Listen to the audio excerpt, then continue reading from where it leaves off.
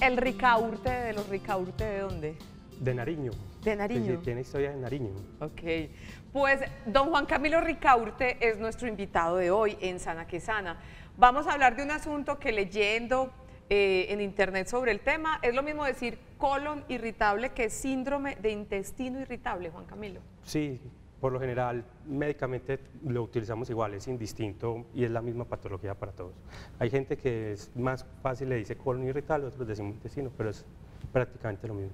A ver, entonces, ¿quién es Juan Camilo Ricaurte? Cuente, a ver, ¿médico? Yo soy médico de la Universidad de Antioquia, médico general e internista de la Universidad de Antioquia y soy gastroenterólogo de la Universidad CES. Y es que los problemas gastrointestinales pululan, o sea, la especialidad suya es bien demandada, ¿no? Bastante, somos poquitos en el país, es por las universidades porque hay pocos programas de formación, pero patologías gastrointestinales entre el 40 al 50% de la población a nivel mundial pueden presentarlas. Y aunque el colon irritable no es un asunto, digamos, grave, ¿cierto? No es un asunto que uno pueda decir, me va a generar un cáncer de colon, que la gente a veces pregunta, ya respondí como que no, ¿cierto? Es un asunto muy molesto. Sí, claro. Y está demostrado, tiene altos costos en la salud, da incapacidades frecuentes, las personas con colon irritable se pueden incapacitar entre 2 o 3 veces en el mes, ausentismo laboral, ausentismo escolar, en Estados Unidos son casi 20.000 millones de dólares al año en tratamientos para el colon irritable, múltiples exámenes innecesarios. Ajá, y es tratable, es controlable. Se puede controlar, pero no se cura.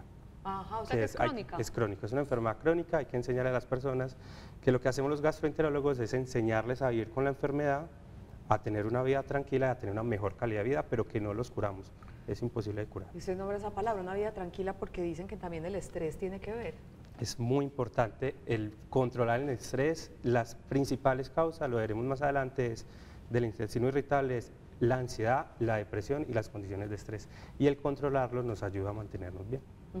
Yo lo voy a invitar ahorita de una vez para que empecemos la clase, no lo voy a dejar sentar. No. Danielillo, pongamos la imagen del sistema digestivo, porfa, para que arranquemos con el doctor Juan Camilo, no sin antes darle la bienvenida a todos nuestros televidentes, como saben, aquí felices de estar nuevamente con ustedes en este contacto directo, en este programa que piensa en su salud física, su salud emocional.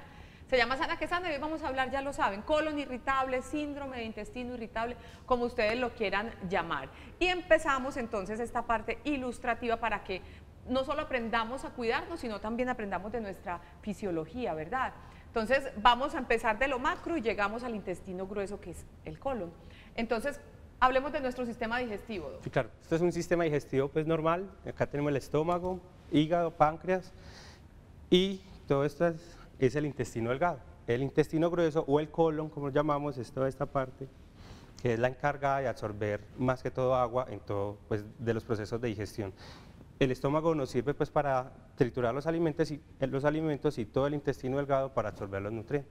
¿Ese intestino grueso, Doc, cuánto mide? ¿Cómo llegan los alimentos al intestino grueso? ¿En qué proceso están cuando ya llegan a ese intestino, doctor? En promedio mide alrededor de 80 centímetros a 1,20 m. O sea que aquí podemos tener 1,20 m, más el intestino delgado. El intestino delgado son por ahí 6 metros, 6, 5 metros. ¿Cómo acomodamos tanta cosa, no? Y no crece en tamaño desde que nacemos, es decir, nacemos con la misma cantidad y no crece a lo largo de la vida. Yo no le puedo creer, pero los otros órganos sí. Los otros órganos sí, pero el intestino no crece en longitud. Okay. O sea, con lo que nacemos, con eso vamos a morir. Perfecto.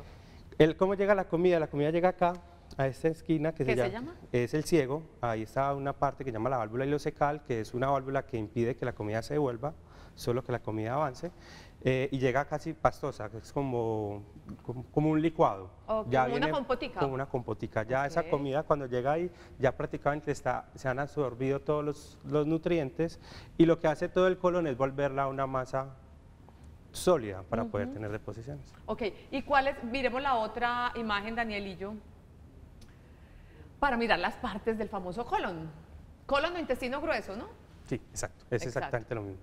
Tenemos el apéndice, por ahora no sabemos para qué nos funciona, creemos que es una función más inmune, el lugar de la apendicitis es acá, Viene el ciego, el colon ascendente, colon transverso, acá baja que es el colon descendente y una parte muy importante que la llamamos el colon sigmoide y el recto, que sirve es como para acumular la materia fecal para que podamos hacer deposiciones. Y cuando ese colon se irrita en cualquiera de esas partes, desde el colon ascendente, trascendente, transverso, perdón.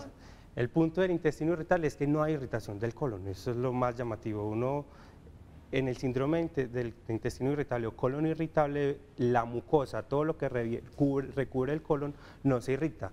Las enfermedades que irritan como tal o ulceran el colon tienen una patología distinta y se tratan de una forma distinta.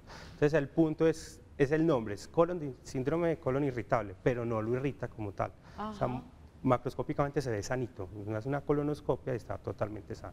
Perfecto, miremos la última imagencilla. Que es más o menos lo que les decía.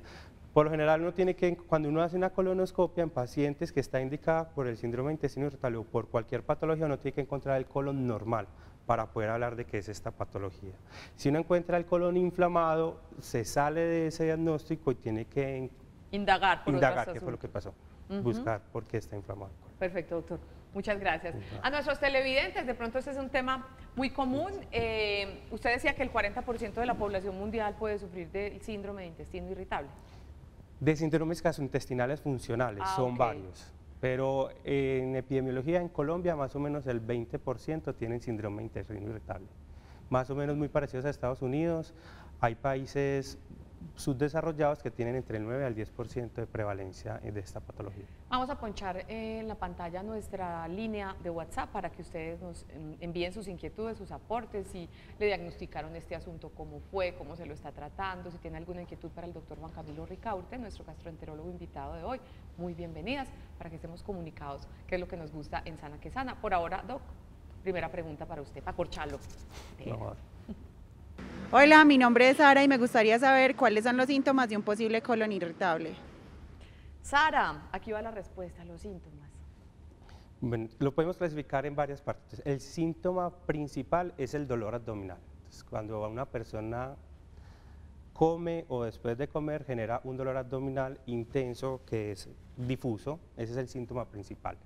Y ese está asociado a tres cosas. Uno, que haya cambios en el hábito intestinal, es decir, que tengamos o constipación o diarrea asociado al dolor. Constipación, estreñimiento. Estreñimiento. Que cuando tengamos una deposición y tengamos ese dolor, el dolor mejore o empeore. O sea, ¿se alivia? O empeora. O se empeora. O se empeora. Y que ese dolor no sea una cosa aguda, es decir, que sea un dolor que tenga más de 6 meses y que se presente mínimo una vez por semana. Esos son los síntomas claves del intestino irritable. ¿Qué no es intestino irritable? Diarrea con sangre, diarrea en las noches, diarrea en episodios de ayuno, esos no son síntomas, o pérdida de peso, que lo veremos más adelante, más o menos. Básicamente eso. Usted dice uno de los principales síntomas pues es el dolor abdominal, pero hay otro tipo de dolores abdominales que no tienen nada que ver con intestino irritable, porque es que aquí vísceras es lo que tenemos, ¿verdad? Sí, por eso el resto de las patologías funcionales se equipara a un grupo grande. Entonces hay una que se llama esófago hipersensible, que son personas que tienen dolor esofágico, que es cuando comen, de gluten, y la más común es dispepsia, que mal llamado, la gente lo confunde con gastritis. La dispepsia es un dolor en la boca del estómago, nosotros lo decimos epigástrico, asociado no con las comidas. Se solapan mucho, son muy parecidos tanto la dispepsia con el intestino irritable y hay gente que puede tener los dos. Ajá, perfecto. Si yo no me trato mi intestino irritable, sino acudo al médico, en realidad la consecuencia simplemente es como calidad de vida maluquita, básicamente es eso. Básicamente es pérdida en la calidad de vida. Los pacientes, eso es lo que, y múltiples consultas al servicio de urgencias, porque a veces nos hace consultar, pero no se vuelve una patología más grave. Perfecto. Y como a todos nos gusta vivir bueno y no perder calidad de vida, la idea entonces es estar muy atentos para saber cómo detectar y tratar y manejar el asunto del intestino irritable, que como nos dice el doctor Juan Camilo, no se cura, pero sí tiene un tratamiento. Otra inquietud para usted. Buenos días, yo soy Carlos. ¿Cuáles son los factores de riesgo para el colon irritable? Factores de riesgo, doctor. Ya les habíamos adelantado un poco, entonces el principal y el más conocido son factores de estrés. Entonces, ¿cuáles? Tener antecedente de depresión, tener antecedente de ansiedad generalizada, Algún factor emotivo, pérdida de un familiar, no tiene que ser, o pérdida sentimental, o el familiar va a trasladarse a otra ciudad. Esos son los más fuertes. O sea que los más fuertes son los emocionales. Emocionales. Este tema de las emociones y la salud es importantísimo. Se relacionan mucho en las patologías funcionales las emociones. De ahí que tenemos infecciones. Factores de riesgo físicos ahora. Los físicos serían una infección, una gastroenteritis. Después de presentar la gastroenteritis es muy común que las personas queden con síntomas gastrointestinales crónicos, no toleren los alimentos y desarrollen síndrome de intestino irritable. Algunos medicamentos pueden aparentar y hacer sentir los mismos síntomas de un paciente con síndrome de intestino irritable. Esas son las más grandes, pero por lo general se solapan todas. Por lo general uno tendría que tener una predisposición genética, tener un evento estresante, tener algo emocional y haber presentado una gastroenteritis, y ahí es donde aparece el síndrome. O sea que hay que hablar de prevención de gastroenteritis. Poquito. Sí, pero es difícil por el hecho de que muchas veces es más el cambio en la dieta, los paseos, los viajes al exterior, y cuando regresan los pacientes es que aparecen los síntomas. Perfecto, muy bien. Empezaron a llegar inquietudes a nuestra línea de WhatsApp y tenemos tiempo para resolver otras. Buenos días, muy buenos días. Una persona que sufre de muchos gases indica patología de colon irritable. Muchas gracias. Y me parece chévere la pregunta porque, por ejemplo, hace poquito hicimos un programa sobre intolerancia a la lactosa y se podría confundir. La intolerancia es uno de los asuntos que puede causar el colon irritable. ¿Cómo es eso? Pero respondámosle al televidente. Como les dije, el síntoma fundamental en el síndrome de intestino irritable es el dolor. Entonces, si uno solo tiene aumento en la producción de gases, o sea, flatulencia, y no está asociado con dolor, no lo clasificamos como un síndrome de intestino irritable. Y ese entra dentro de otro grupo de patologías funcionales que se llama la flatulencia crónica. Y ese se maneja de una forma distinta. Perfecto. La nutrición es un asunto supremamente importante con relación al tema del colon irritable, ¿verdad? Claro, nosotros tenemos un algoritmo de manejo y en el primero siempre van a estar las situaciones sociales, las situaciones emocionales, y de ahí el segundo paso en el algoritmo de manejo siempre es una buena nutrición y enseñar a las personas qué pueden comer, qué no pueden consumir. Ahorita justamente la nutricionista y dietista Isabel Martínez va a estar con nosotros ampliándonos el tema de la nutrición. Teníamos una pregunta antes que ahorita la ponemos después de esta, vale, pero vamos con esta entonces. ¿El megacolon tóxico en qué consiste? ¿Es mortal? ¿Qué es el megacolon? Es una patología distinta. Distintísima. Es muy distinta. El megacolon tóxico aparece en varias patologías gastrointestinales, pero que están relacionadas con inflamación. Unas dos enfermedades grandes se llaman colitis ulcerativa o enfermedad inflamatoria intestinal. Y lo que ocurre es que hay alguna obstrucción, el colon se comienza a inflamar, comienza a generar distensión y pasa las bacterias del colon a la sangre. Eso se llama megacolon tóxico. Es una patología quirúrgica y sí es mortal, pero no está en es improbable, imposible que un paciente con síndrome de intestino irritable solo en algún momento de su vida vaya a ser un megacolon tóxico. ¿Y no es muy común el megacolon tóxico? No, es que suena una cosa impresionante. No es común porque la patología que lo da es rara, que es la colitis ulcerativa o la enfermedad de Crohn. Perfecto. Son patologías más o menos, enfermedades raras incluso consideradas. Ok.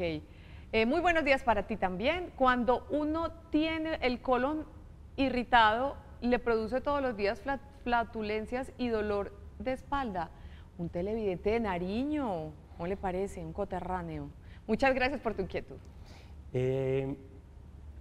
A veces el dolor puede estar simulado, o sea, mucha gente genera su dolor en la parte anterior abdominal, pero muchos pueden expresar que su dolor viene de la parte lumbar. Podría ser un síndrome de intestino irritable, ya tocaría sentarse a hablar con el paciente si ese dolor mejora con las deposiciones o cambia con las deposiciones y si cumple el tiempo para uno decir si cumple criterios diagnósticos. O sea que un dolorcito de espalda por acá molestico podría tener que ver. Si está asociado con las otras patologías, uno podría ajustar el diagnóstico si tiene la intolerancia a ciertos alimentos, el aumento de la producción de gases y la mejoría con las deposiciones, uno lo podría cuadrar. Perfecto. ¿A qué se deben las hemorragias rectales e inflamación del estómago con algo de dolor? Que Dios te bendiga a ti también. Muchas gracias por escribir. Okay. Hay dos cosas ahí, ¿no? Hay dos cosas grandes.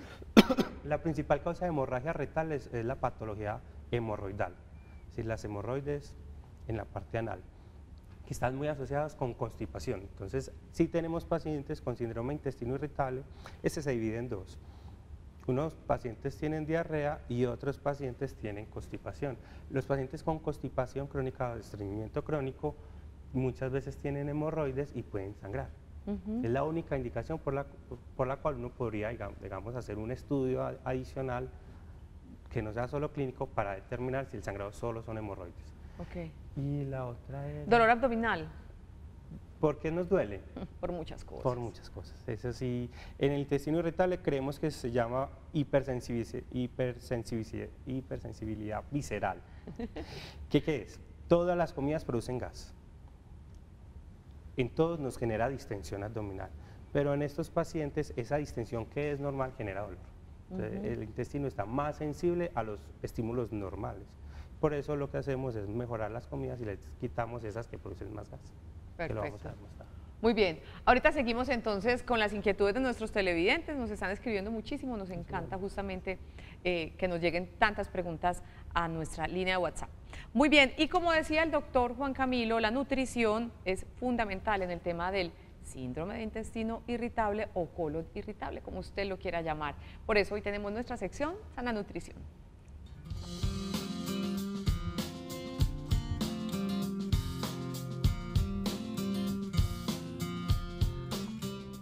Muy bien, lo dejo un ratito, pero yo vuelvo. Juan Camilo, Isabel Martínez, nutricionista, dietista de la Universidad de Antioquia. Qué rico que estés con nosotros. Igualmente, estoy muy feliz de estar aquí, Olga. Muchas gracias por tu invitación. Colon? Excelente. ¿El tuyo está bien? Funcionando muy Pues bien. es que imposible que en casa de herrero asadón de palo. Depende estrictamente el tema del colon irritable con la nutrición. Pues ya el doctor nos hablaba de otros factores, pero la nutrición, vea, yo voy a sacar el pastel, qué pena, el celular es por temas de ustedes. Aquí está el pastelito que usted me mandó. Me parece muy chévere porque usted tiene un listado de, con relación al colon irritable, alimentos seguros, alimentos con los que hay que tener cuidado y alimentos que hay que evitar, o sea que la fórmula de alguna manera va por ahí. Digamos que no hay una fórmula pues como dicha o que esté establecida como para cada paciente, ¿cierto? Todos los pacientes que nos llegan ya con este diagnóstico, Olga, digamos tienen un manejo muy individualizado. Siempre el manejo pues tiene que ser muy conversado con el paciente, con los síntomas que tiene, siempre hay que individualizar mucho. Este tipo de ayudas que nosotros tenemos siempre en nuestras consultas, que son pues estos documentos como te acabo pues de mencionar, que son como los alimentos que se permiten, los que pueden producir un poquito más de molestia, que son los que obviamente uno intenta como quitar un poquito más dentro del plan dietario del paciente, son muy individualizados, entonces siempre hay que estar muy al pendiente de los síntomas de cada paciente. Ese es un asunto que le iba a preguntar al doctor Juan Camilo, pero igual le pregunto a usted. ¿Usted como nutricionista está facultada para diagnosticar un intestino irritable? Hablando de cómo se diagnostica. No. Digamos que básicamente el paciente nos llega ya con el diagnóstico, luego pues de haber tenido, como nos mencionaba ahorita el doctor ahora, pasa pues como un tiempo largo mientras se puede llegar como a un diagnóstico pues ya muy diferenciado y muy específico de colon irritable o intestino irritable, pero cuando ya tenemos el diagnóstico nosotros sí tenemos muy definido pues como las características del tratamiento nutricional que vamos a implementar con el paciente. Perfecto. Esta pregunta va para doña Isabel Martínez, nutricionista y dietista, quien hoy nos acompaña en Sana que Sana. Veamos. Hola, mi nombre es Mara. Quiero preguntar, ¿cuál es la alimentación recomendada para quienes sufren de intestino irritable? Esa es la pregunta con la que vamos a desarrollar su entrevista. ¿Cómo me la quiere decir? Lo vamos pasando por grupos de alimentos. Sí, yo creo que es lo más práctico. ¿Tiene el pastel? Aquí lo tenemos. Sí, vamos a contarle un poquito a Marta, pues nuestra televidente. Hay ciertos alimentos que son los que producen como mayor cantidad de gas y digamos que por los mismos síntomas que ya hemos venido mencionando, son los que se intentan controlar un poco más dentro del plan dietario. Pero también tenemos que tener en cuenta cómo está nuestra flora intestinal, ¿cierto? Es un punto que es bastante importante, tenemos que revisar nuestra producción de gas, cómo están nuestras deposiciones, no todos los síndromes de intestino irritable o colon irritable se presentan con los mismos síntomas. Hay que mirar en qué punto de la enfermedad está el paciente, si está en una crisis de estreñimiento, en una crisis de diarrea, o incluso si están combinados los síntomas, si tiene estreñimiento y diarrea al mismo tiempo, porque también se puede presentar.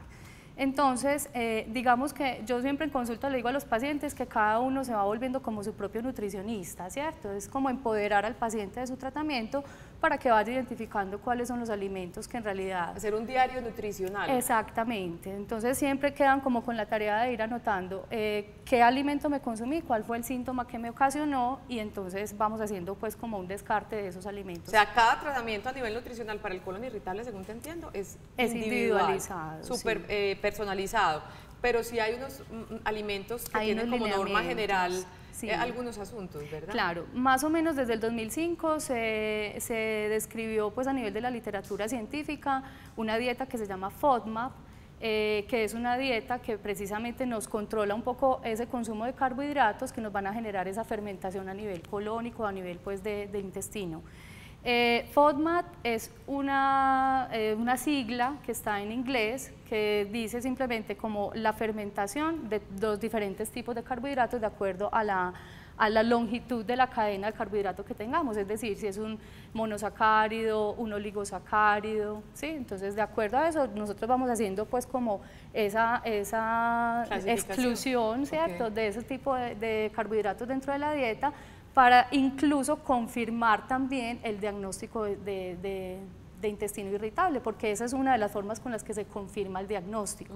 Cuando ya el paciente lleva más o menos unas 6 semanas llevando esta dieta, que es un poco estricta, es un poco difícil de llevar, pero si ya digamos que tuvo una mejoría de sus síntomas llevando estrictamente esta dieta, entonces confirmamos el diagnóstico de síndrome de intestino irritable. Antes de que empecemos a hablar de los grupos de alimentarios, lo que se debe consumir, lo que no se debe y lo que se debe tener cuidado al consumir, ¿cuáles son esos alimentos casi que universales que deberían ser evitados por esta población? Entonces los que uno más comúnmente conoce, como te mencionaba ahorita, son los que producen gas, ¿cierto? Entonces hablamos de la coliflor, el repollo, el brócoli, el pimentón, sobre todo cuando lo consumimos con la cáscara, que es la que nos genera un poquito más de intolerancia, las coles, ¿sí? Todos los alimentos que son fermentables pues a nivel intestinal. Entonces ese es como el grupo más grande que uno siempre pues intenta como restringir. Dentro de los lácteos estaría, por ejemplo, todo lo que tiene que ver con lactosa. Lactosa ya sabemos que es un disacárido, entonces es uno de los carbohidratos que tenemos que empezar a controlar. Entonces todos los lácteos que podemos consumir con esta dieta son obviamente deslactosados. Deberían serlo. Deberían ser deslactosados. Hacemos también un control estricto sobre azúcar, miel, panela, o sea, toda la sacarosa, todos los carbohidratos simples, porque pues obviamente también van a generar esa fermentación. Otro grupo grande son los alcoholes, ¿cierto? Entonces, por ejemplo, los licores que vienen con alto contenido de carbohidratos, como son el vino pues que viene muy dulce, el ron, los tragos cortos pues que son como con alto contenido de carbohidratos, también se controlan. Y en ocasiones también debemos controlar todo lo que tiene que ver con cafeína, ¿sí? No solamente pues hablando de la cafeína dentro del café, que es como el alimento más común que contiene la cafeína, sino en general todos los alimentos de color oscuro, los de color negro, entonces las gaseosas de color oscuro, los té, ¿cierto? El chocolate, pues algunos alimentos que vienen de color oscuro también tienen, digamos, cierta cantidad de cafeína. Me hablaron de las harinas muy procesadas, muchas harinas, a veces incluso las integrales también están ahí. Las integrales son las que más tenemos que restringir, porque obviamente tienen pues un tipo de fibra que no es tan soluble, ¿cierto? No se digiere, digámoslo, tan fácil dentro de nuestro intestino, y es una fibra que nos genera un poquito más de irritación, de gases, permanece mucho tiempo más en el intestino, entonces no es la más recomendable. De hecho, las harinas que se recomiendan dentro de la dieta FODMAP son harinas que son refinadas, o sea, harinas blancas normales. Intentamos que sea muy a base, por ejemplo, de maíz, a base de avena, a base de arroz. Esos son, digamos, como los cereales más recomendados. Lo que es centeno, trigo, tendemos a dejarlos un poquito más de lado. Tengo muchas más preguntas para Isabel Martínez. Más adelante, cuando nos sentemos con el doctor Juan Camilo Ricaurte, los tres, a seguir aprendiendo, a seguir yo aprendiendo sobre los televidentes, sobre colon irritable o síndrome de intestino irritable.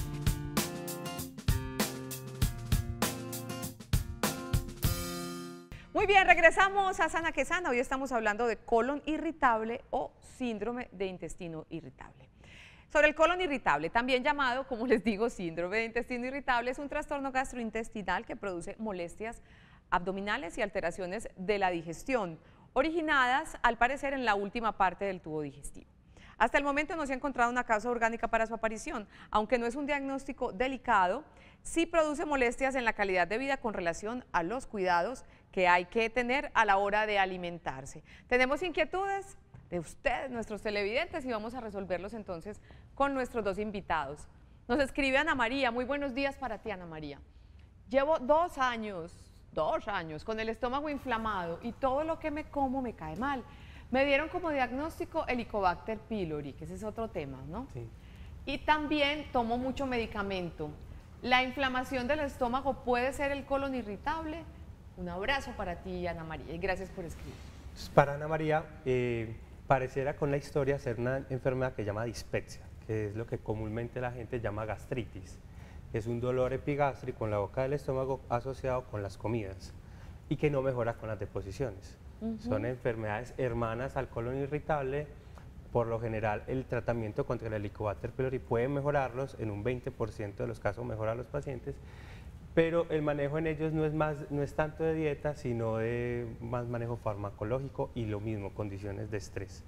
Hay que saber manejar las emociones. Entonces, en dispepsia sí que es importante aprender a manejarlas. Para manejar las emociones. Es muy difícil. Eso es complicado. Sí, es muy difícil. Usted me está haciendo, yo ya hice un programa sobre las emociones y la salud hace un tiempo. Yo creo que hay que hacerlo rapidito, porque casi siempre en los diagnósticos están mezcladas las emociones. Más en esos trastornos funcionales gastrointestinales, es el pilar fundamental del manejo, son el manejo de las emociones. Dicen que el sistema digestivo es el espejo del alma. Claro, no. El reflejo. Tenemos, creo, en estudios se cree que tenemos o la misma cantidad de neuronas o más neuronas en el sistema digestivo que las que tenemos en el sistema nervioso central. Virgen Santa, con razón nos da tanta Sí, claro. hambre, con tanta neurona, mentira. La detección de sangre oculta en heces debe disparar las alarmas. Siempre su diagnóstico es cáncer, ese es muy buen punto. El especialista quiere iniciar con endoscopia. ¿Qué piensa usted, doctor Ricardo? Entonces, hay unos exámenes de screening, o sea, de tamizaje para neoplasias tanto de estómago como de colon. ¿Neoplasias qué es? Cáncer de estómago o cáncer de colon. Entonces, es imposible ofrecerle a toda la población endoscopias y colonoscopias, porque no habría el recurso. Entonces, en pacientes sin factores de riesgo, o sea, pacientes jóvenes sin antecedentes de cáncer en la familia, lo que hacemos es que los tamizamos, hacemos sangre oculta en ese cada 1 o 2 años. Si está negativa, nos quedamos tranquilos. Si está positiva, siempre hay que estudiarla. Y uno puede empezar o con la endoscopia, con la colonoscopia, pero por lo general, si una está normal, hay que realizar la siguiente. Ajá. ¿Puedo hacer las dos de una vez? Antes de la siguiente pregunta, que hay bastantes, yo le preguntaba ahorita a Isabel cómo se hace el diagnóstico. Hablan de colonoscopia, hablan de endoscopia. ¿Cómo se hace el diagnóstico de colon irritable? El diagnóstico es clínico. Clínico quiere decir que es... Me siento con el paciente, hablamos, me cuenta su historia y le hacemos un examen físico gastrointestinal y ya. ¿Qué es? Que tenga las características que ya hemos dicho, que tenga dolor, que ese dolor haga cambios en el hábito intestinal, que a veces tenga constipación, a veces tenga diarrea o que sea mixto, y que cuando tenga una deposición el dolor mejora y que esos síntomas estén presentes en los últimos 3 meses y que hayan iniciado 6 meses hacia atrás. Con eso y sin unos signos de alarma que son pérdida de peso, diarrea con sangre o antecedente de cáncer, uno ya le puede decir tiene síndrome de intestino irritable y no necesita ningún estudio adicional. No hay que hacer mayores exámenes. Me decía que muchos pacientes insisten, doctor, mándeme la endoscopia, la colonoscopia. No es necesario. No es necesario. Si tiene menos de 50 años, no es necesario hacerle ninguna colonoscopia, no es necesario hacer endoscopia. Así tenga 30 o 40 años con los síntomas, uno lo debe tranquilizar, decirle que posiblemente en la colonoscopia es muy seguro que no va a salir nada. Bueno, aquí nos salimos un poquito del tema, pero para eso estamos, para resolver las inquietudes de ustedes. Doña Marta nos cuenta que tiene una nieta de 4 años que con la separación de los padres la niña, lo va a leer literal, no quiere dar del cuerpo, solo lo hace con laxantes o con edemas y dándole algunos frutos como la pitaya, se queda así hasta 8 días.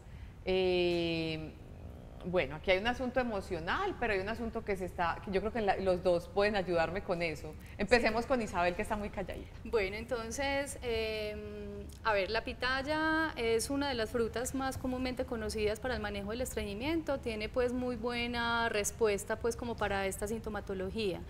Pero creo que aquí el problema no se trata tanto desde el punto de vista alimentario, como bien lo está diciendo nuestra televidente, pues han identificado también otros síntomas que tienen que ver con la parte emocional, que yo creo que debería pues como resolver también, porque genera pues un comportamiento bastante llamativo pues en la niña. Básicamente con la pitaya debería mejorar, y debería mejorar también agregando no solamente la pitaya, sino aumentar el consumo de líquidos, de agua, porque cuando aumentamos alimentos que tienen buen contenido de fibra insoluble, como es la pitaya, debemos aumentar el consumo de agua para poder que esa fibra barra todo el contenido intestinal y poder tener una deposición, pues digámoslo, tranquila y completa. Esa sería pues como la recomendación. Desde tu visión, y Juan Camilo, ¿qué puede decir? Más o menos lo mismo, o sea, el problema fundamental de la bebé es su problema pues emocional, en ese momento la separación de sus padres. Médicamente, ¿cómo les podemos ayudar? Mejoramos las condiciones dietarias, les damos la comida que debe de ser, y uno podría ayudarle con las deposiciones, porque los niños con el tiempo, con las deposiciones cada vez más duras, generan dolor y se vuelve un círculo vicioso, les da miedo a hacer deposición, claro. Se vuelven más duras, se vuelve un círculo vicioso. Entonces en los niños sí utilizamos laxantes no osmóticos, unos medicamentos tomados 2 o 3 veces al día para que tengan deposiciones más fáciles. Perfecto, y esta última pregunta de este segmento. Muy buenos días para ti. Cuando comes los alimentos y sientes que el estómago se infla y hay pesadez, ¿es colon irritable? No, es dispepsia, es como la hermanita. Sí. Esa es como la prima hermana del colon irritable. No, y se solapan, 30% de los pacientes se pueden solapar entre ellos. ¿Se confunden? Sí, se confunden, o tienen las dos, uno podría tener las dos. Bueno, y esta que aunque ya lo habíamos dicho, yo sé que genera mucha inquietud. Buenos días, doña Gloria, qué rico que estés con nosotros. Mi inquietud es, si el colon irritable puede dar cáncer de colon. No, definitivamente no. Por tener colon irritable, el riesgo de cáncer de colon no se aumenta. Hay otros factores de riesgo, pero el colon irritable como tal no aumenta el riesgo de cáncer de colon. Perfecto, o sea que estamos tranquilos con eso.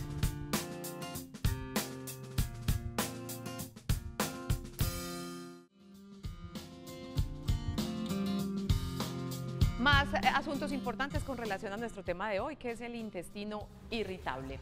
La dieta para los pacientes con este diagnóstico debe ser alta en fibra, la cual está presente en alimentos como frutas, verduras. Deben evitar incluir en sus dietas grasas, café, chocolate, especias y algunos lácteos. Su alimentación debe ser rica en proteínas y el consumo diario de agua también es vital para su tratamiento. Una inquietud para después volver con la doctora Isabel para hablar más de, ya habíamos hablado de los alimentos con los que hay que tener cuidado si usted tiene colon irritable. Ahorita hablaremos de los alimentos que tienen luz verde para este diagnóstico.